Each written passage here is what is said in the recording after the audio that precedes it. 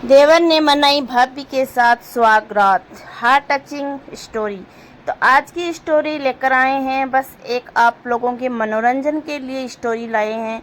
इसमें किसी को ठेस पहुंचाने का हमारा कोई इरादा नहीं है। तो चलिए सुनते हैं बहुत ही प्यारी एक देवर और भाभी की स्वागत की स्टोरी। पवन और रानी के ये अरेंज मैरिज थी। शादी के अगले दिन ही पवन और रानी हनीमून के लिए शिमला निकलने वाले थे। पवन का चचेरा भाई सुनील भी उनके साथ जा रहा था। पवन की माँ, पवन बेटा सुनील भी तुम्हारे साथ जा रहा है क्या? पवन, हाँ माँ, उसे ऑफिस का कोई ज़रूरी काम है। वो बोल रहा था कि उसका भी वही होटल है जहाँ मैंने बुक किया है।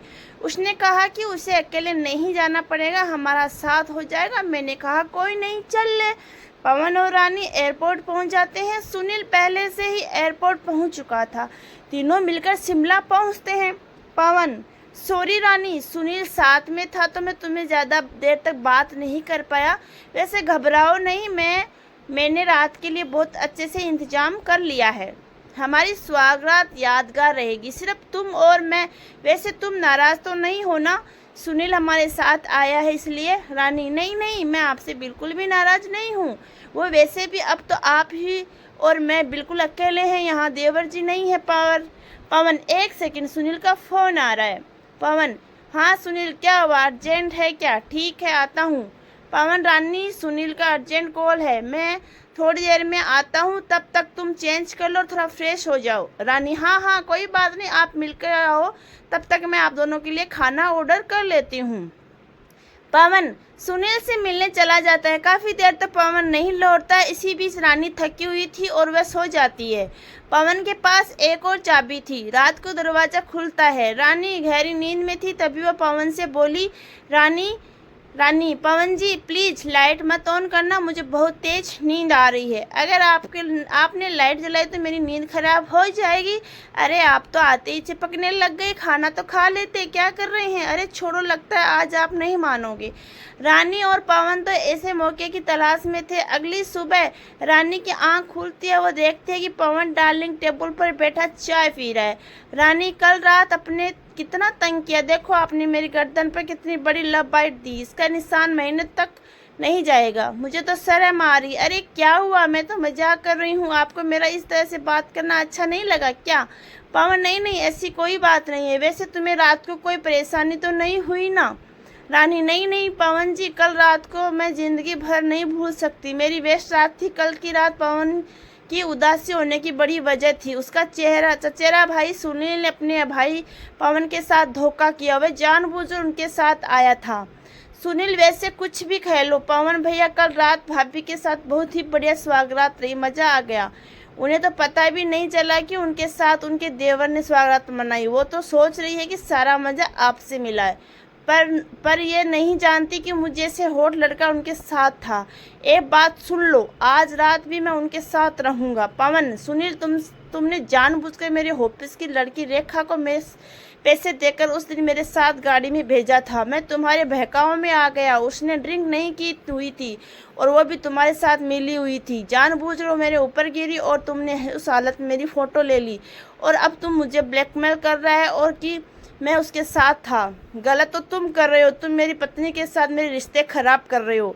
अरे कुछ तो शर्म करो, तुम मेरे चचेरे भाई हो। रानी तुम्हारी भाभी है और तुम उसी के साथ, अगर उसे पता चलेगा तो तभी रानी वहाँ आ जाती है, वह सारी बातें सुन लेती है। रानी बोलती है, पवन जी आप ऐसा कैसे कर सकते हो? कल रात आपकी जगह देवर जी मेरे साथ थे। मैंने आपके साथ स्वागत नहीं मनाई, मैंने देवर जी के साथ स्वागत मनाई है। पवन, मुझे माफ़ कर देना रानी, ये सब सुनील की चाल है। तुम जानती हो ना, ये मुझे ब्लैकमेल कर रहा है। मेरी ऑफिस की लड़की के साथ उसने मेरी फ़ोटो खींची और ये मुझे डरा रहा था कि अगर मैंने इसे तुम्हारे कमरे में नहीं भेजा तो ये तुम्हें मेरे लिए खिला भड़काएगा। और मैं डर गया था कि तुम्हारा और मेरा रिश्ता शुरू होने से पहले ही ख़त्म हो जाएगा। मुझे माफ़ कर दो। अब तुम्हें सच्चाई पता चल ही गई है, मेरा विश्वास करो। इसने तुम्हारे साथ जो भी किया रानी, बहुत बुरा किया, मुझे तो अच्छा किया, मज़ा आया। क्योंकि देवर जी तो आपको मज़ा नहीं आया मेरे साथ सुहागरात मनाकर? ये देखो ना, आप भी कितने शरारती हो। आपने मेरी गर्दन पर ये लव बाइट का निशान छोड़ दिया। सुनील सॉरी भाभी जी। भाभी जी नहीं, सॉरी डार्लिंग। पवन ये सब क्या है? रानी तुम ऐसी हरकत क्यों कर रही हो? मैं सब देखकर हैरान हूँ। रानी ज़्यादा हैरान होने की ज़रूरत नहीं है।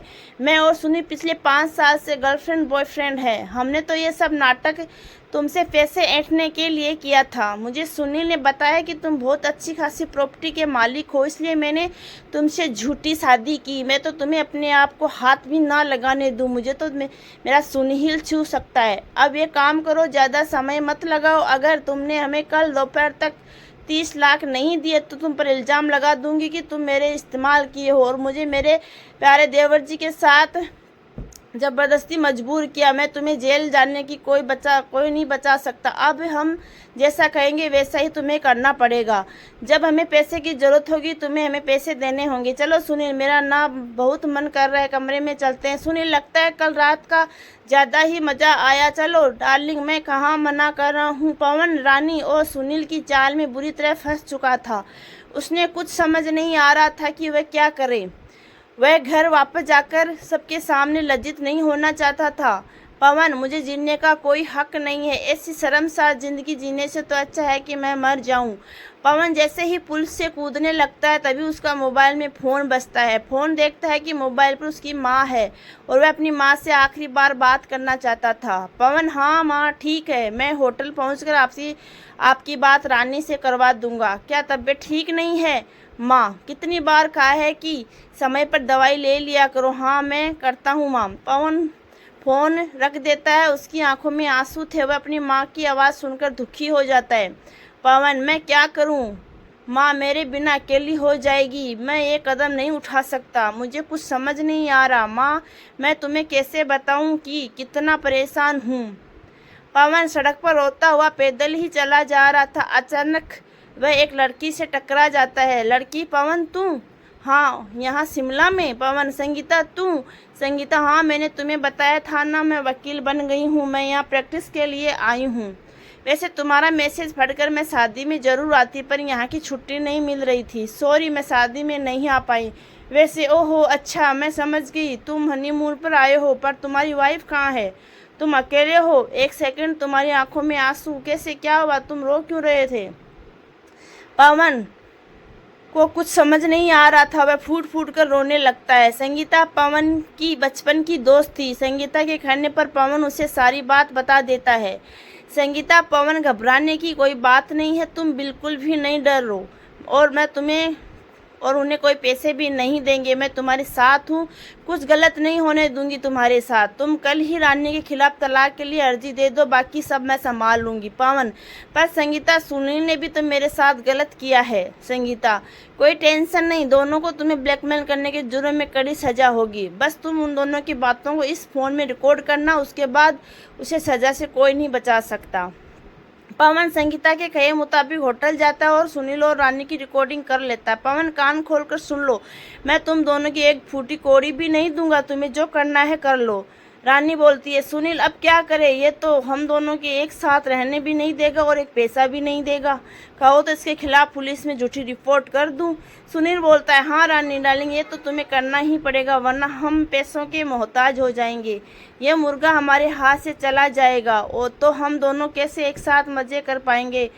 पवन तो चाहता था कि रानी और सुनील आपस में ऐसी बातें करें जो फ़ोन में रिकॉर्ड हो जाए और उसे सबूत मिल जाए। सारे सबूत अब संगीता के पास थे। उसने पुलिस को भेजकर होटल के कमरे में सुनील और रानी को पकड़वा दिया।